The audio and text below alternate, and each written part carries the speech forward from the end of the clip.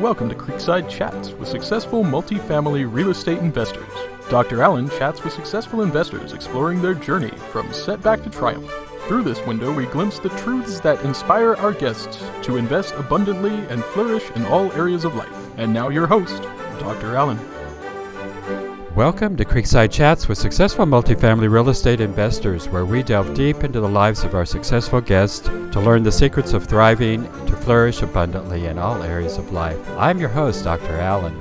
Today's guest is Senior Vice President at Colliers International in Fort Worth. He specializes in selling office and industrial investment properties. Over the past 15 years, he has closed more than 600 commercial transactions. Combined with Colliers International platform and his extensive background, he provides his clients and investors the opportunity to maximize value while creating competitive advantage that yields the best result. In 2009 and 10, he was awarded the Black Sky designation of Top 35 Under 35. For 5 years in a row, he was awarded Sperry Van Ness Dunn Commercial Top Producer. In 2016 and 17 and 18, he received the Special Achievement Award from Marcus and Millichamp. I am pleased to welcome Cody Payne. Hey, how you doing? Thanks for some of those. As I was listening, some of those were so long ago. They're, in the commercial real estate world, it's not what did you do 10 years ago? It's what can you do for me today? Well, I just got those things from your website. No, I know. I think it's funny. It's funny. They're impressive, even if they were 10 years ago. Impressive record.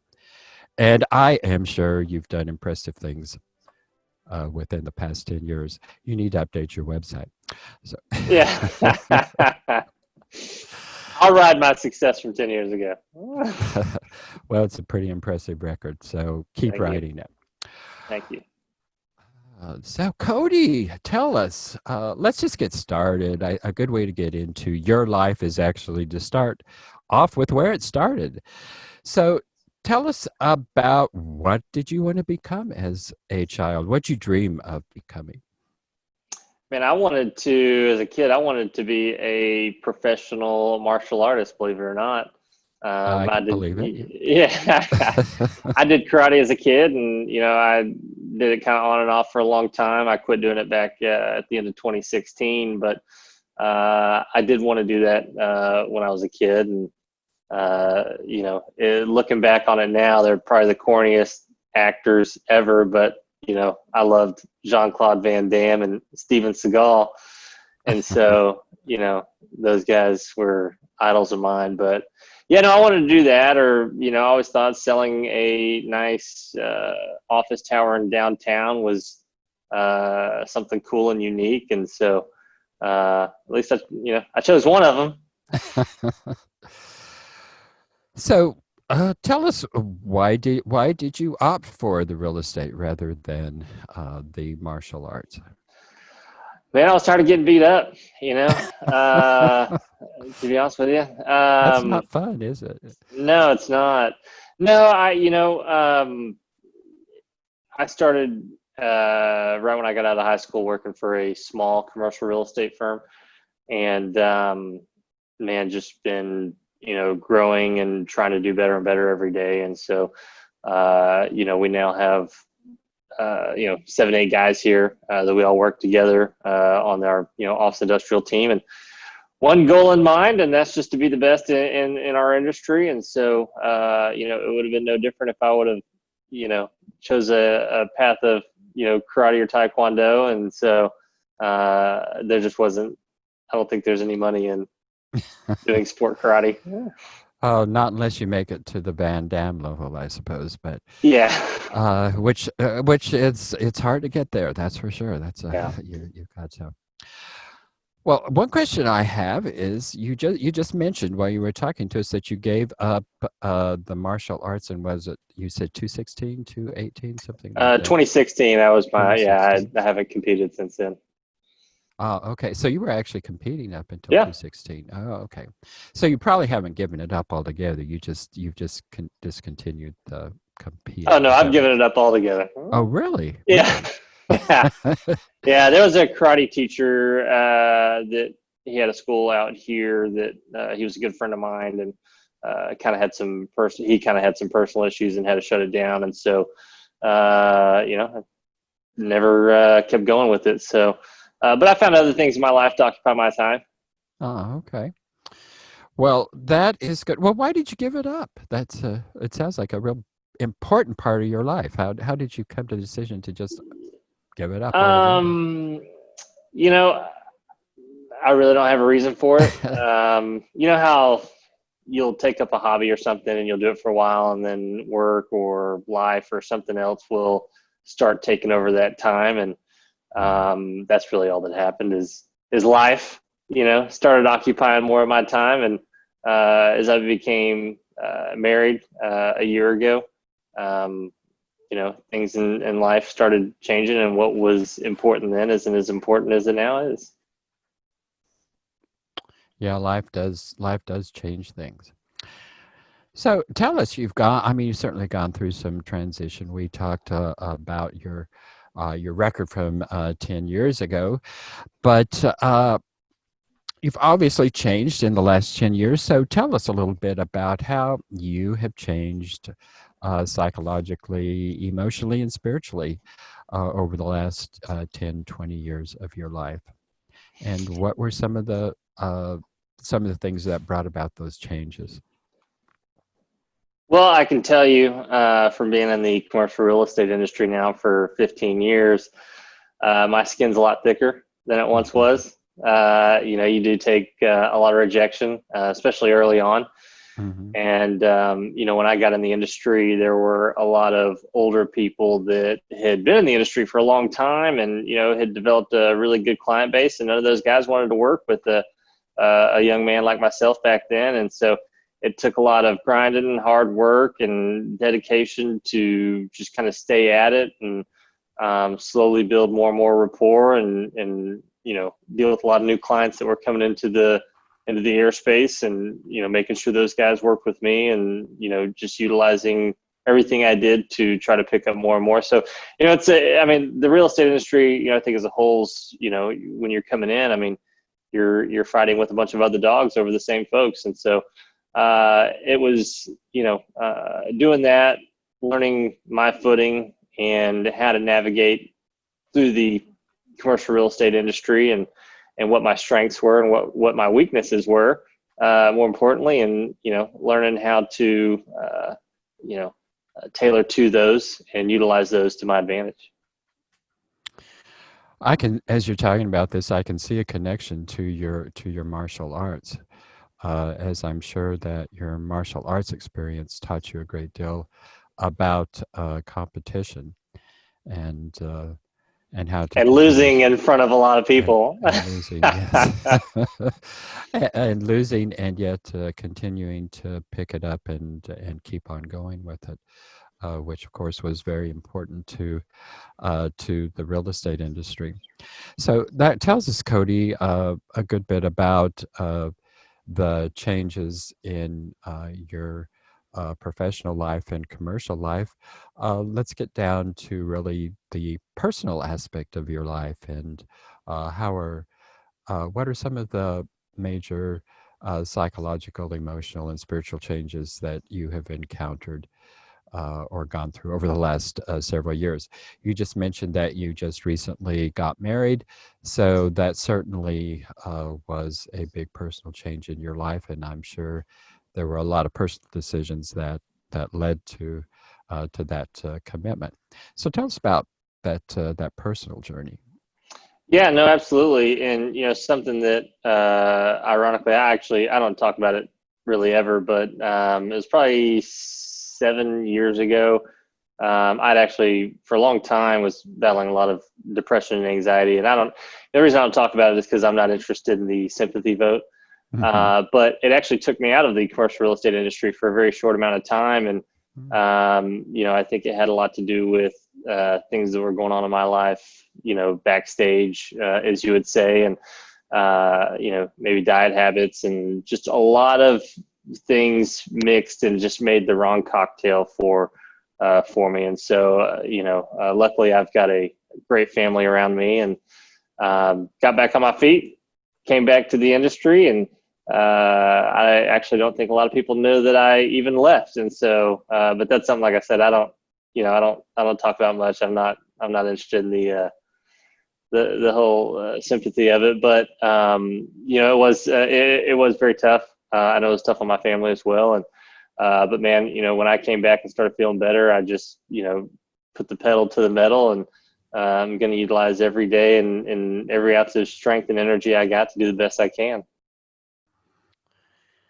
Well, that's an interesting story. If you could give us a little bit of detail, not necessarily on the situation itself, but what I would be interested in, and I think would be inspiring to our viewers, is what are some of the techniques, methodologies, connections, so on and so forth, that help to bring you out of that depression and that dark time?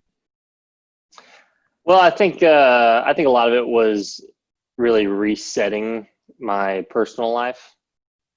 Getting rid of maybe a lot of bad influences. I had a really bad diet at that time as well. Eating habits play a lot into that stuff, is what I think a lot of people will find out. And, just realizing I'm not in control of everything.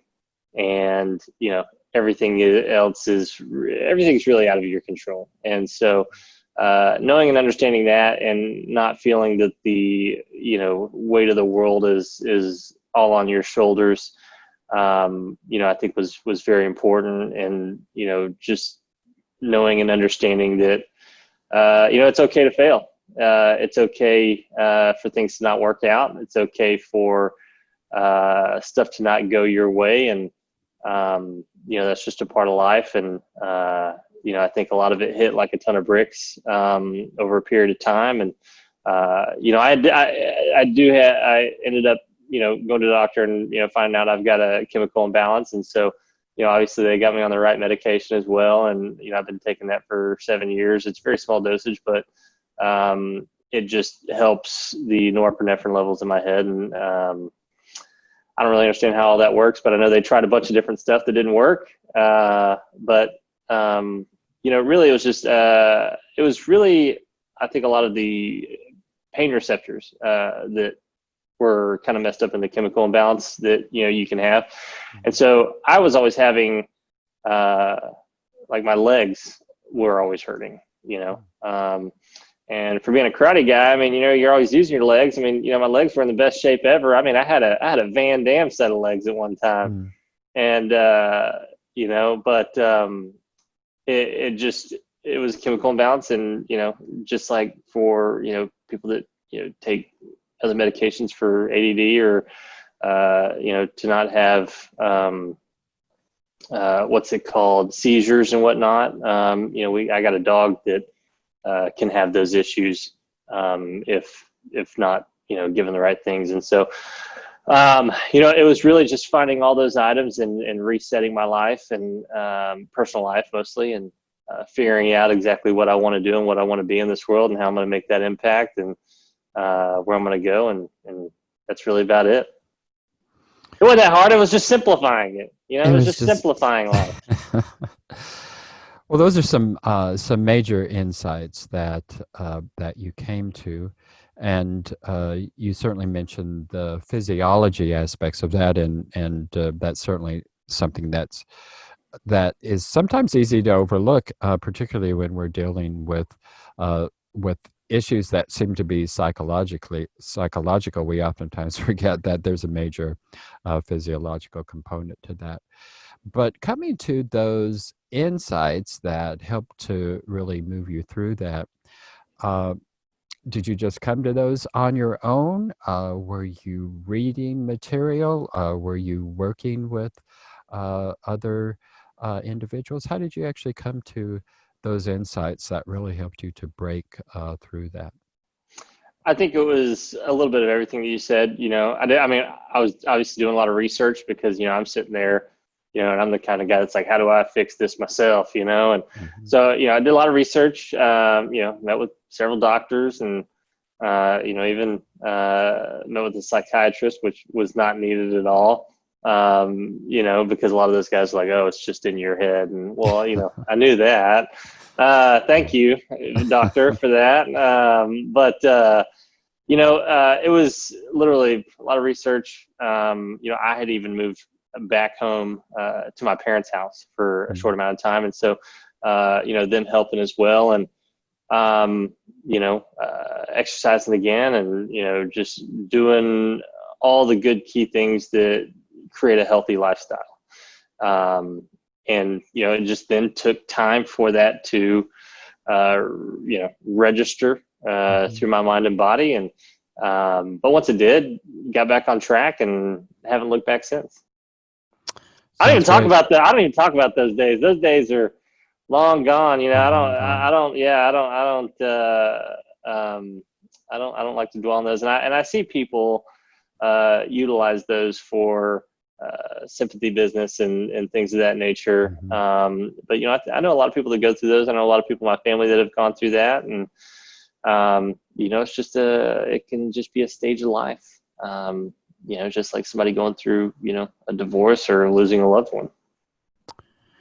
Well, I really appreciate you sharing that, because looking at you today, I would never have guessed that you had gone through something like that. And I think that's one thing I'd like to get from this program, is for people to understand that that there are setbacks in life, and there are things and trials that we all go through. And if you want to be a success in life, you've got to learn to deal with those, and you can deal with those, and you can overcome those things. So I really appreciate you sharing those things, and I understand they're not easy things to talk about. So it took a lot of courage to share that, and I certainly do appreciate that. I would say I was like Rocky 3 when Rocky lost to Clubber Lang. Yeah. He just lost sight of himself and just couldn't do it, and Apollo Creed helped him out. Yeah. Well, I know you don't want to dwell on this, but I just like to. I expect that there was a precipitating experience that led to that spiral downward. Can you share with us what that experience might have been? No, I think it was not a single thing. It was, I think, years and years and years of stuff compiling up, and years of bad habits, and not having the right goals in mind, and not seeing the future as well. And because as if you don't have a clear-cut goal for your future or what you're doing in life, you're just gonna be walking around aimlessly. What do you do if you don't have something that you're working towards? And so it's finding that, and it doesn't have to be just work. It can be anything in personal life or little tiny goals. And so but I think it was a large accumulation of items, plus a chemical imbalance that just happened in my early 20s as well. And so I think it was a lot of those things all at once. Like I say, just a really, really bad cocktail that kind of mixed up. Kind of like how Bruce Lee died with taking the wrong medication at the wrong time with a different type of antibiotic, and it just made a bad mix for him. Right. Well, talking of purpose and meaning, that just kind of segues into this question of what is your higher purpose and your higher meaning in life? Well, as far as business life goes, it's to be the greatest office industrial investment agent this town's ever seen. And I've got a great team behind me with several guys that we all have the same end goal in mind. And, we come in every day early, stay late. And that's all we want to do is be the best in the industry. And so I see that ticker coming down. We got a commercial break. Is that what that is? We're about to go to one of our sponsors. I'm just kidding. Thanks for catching that. Yeah, we'll edit this out here. Oh, it's fine. I'm sorry. What was that question again? I forgot it now.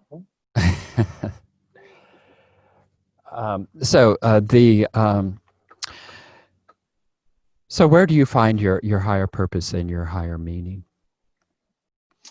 So I kind of went over that on the business side. Like I said, the business side, we want to be the best office industrial team that this great state of Texas has ever seen, and I know we will be. We're on our way there. It's just a matter of time. And as far as personal life goes, it's to be the best representative of my family that I can be, and be there for all those guys, and help that family grow and prosper, and make sure that the Payne family is a family that has good morals and good everything in it. And I love everybody in the family. They're all great folks, and so I love spending time with them, and we're very tight knit. We're all local to each other pretty much, and so but like I said, as far as business side goes, it's just being the best in our industry, and I believe we're there. It's just making sure everybody else knows that we're the best there. So that's really all there is to it. There is when you're the best, and you got the best guys around you. It's just making sure everybody else knows that. And it's one thing getting there, and it's another thing staying there as well. Yeah. So it's a continual process there. Well, what in life are you most grateful for? I think the opportunities that have been given to me. I'm a religious person. I'm not gonna make this a religious segment, but I believe in the Lord and the gifts that come down, and the opportunities that are presented in front of you, whether you want to take them or not. Is many times up to you. But I'm very thankful for the opportunities that I have every day, and every day I wake up, there's new opportunities that are offered, doors closed, doors open, and and so I like that, and that's why I'm so big on America and Texas as well. As people don't get what we have in other countries so easily that we do here, and so it's very important for people to realize that and understand that. And yeah, it is. It's a matter of choices as well, as you pointed out there. There's opportunities all the time, and we have to choose those right paths and right directions. And your life has certainly been an example of that, and you've certainly been through that process of making poor choices, and going through those and learning how to filter those poor choices out and to start making better choices. Great example there. Well, what in your life are you spontaneous about? What is it in your life that you do that nobody can keep you from doing? You just do it because you want to do it. Well, I'm a big car guy, right? So I got a bunch of classic cars from the 70s, and I love working on them. I love driving them. Those are my passion. Those are very important to me. And so nobody's going to stop me from, working on those and driving those, and pushing the metal to its brink. And that's probably one of my biggest passions is classic cars, especially from the 70s. I know how to work on a lot of those, and so I kind of grew up with those, and that's one thing that I'm real big on. And, I love my World War II films as well. What kind of classic cars do you have? So I've got a 72 Mustang, Mach 1. Cool. That was a cool car. Yes. Okay. Oh, yeah. It's the greatest one. I've done a lot of work to that one myself. I've got a 75 Cadillac Eldorado, which, is one of the biggest cars ever made. Yeah. And then a 79 Corvette as well. Cool. Yeah. Neat cars. Yeah. Neat cars. So are those your babies? Are you going to keep them, or do you fix them up and sell them? They don't go anywhere. They stay with me. They stay with you. Okay. Well, we're coming to the end of our time here. It's been really enjoyable, Cody. Before I go to my last question here, tell our viewers and listeners how they can get in touch with you. Yeah, no, absolutely. So, very easy to get in touch with. Our website's www.texasofficeinvestments.com. We sell investment office and industrial buildings all across Dallas Fort Worth, and we're with a international firm. And we've got some of the greatest guys here, and our number as well is 972-345-6500. Oh, wonderful, Cody. So our last question here today is, how would you like your epitaph or your obituary, however you want to word that, how would you like that to read when you leave this earth? Maybe on the tombstone it could say, Cody Payne thought he could make that jump, thought his Right. car could make that cliff jump. No, I just, maybe for, and I don't have to be, an inspiring individual or anybody like that, but for, I want to change the commercial real estate industry. I want to change how office industrial is done, and I want it to be the future. And so, maybe in 50 or 100 years when they give out awards, it's the, here, Alan, here's the Cody Payne Award, something like that I think would be cool. That would be cool indeed. Well, Cody, it's been a real pleasure having you today, and I do appreciate you being on the show. I hope we can have future conversations. Absolutely. Thank you for having me. Thank you for tuning in to Creekside Chats with successful multifamily real estate investors, brought to you by Steed Talker Capital. Steed Talker Capital works with both new and established investors nationwide, creating opportunities to flourish in all areas of life. As part of our efforts to make the world a better place, Steed Talker Capital contributes to activities and organizations committed to better understand the equine. These endeavors attempt to enhance the human treatment of horses worldwide. Steed Talker Capital, working for a world where all creatures great and small flourish abundantly. For resources to enhance your well-being through multifamily real estate investment, connect with us online at capital.steedtalker.com.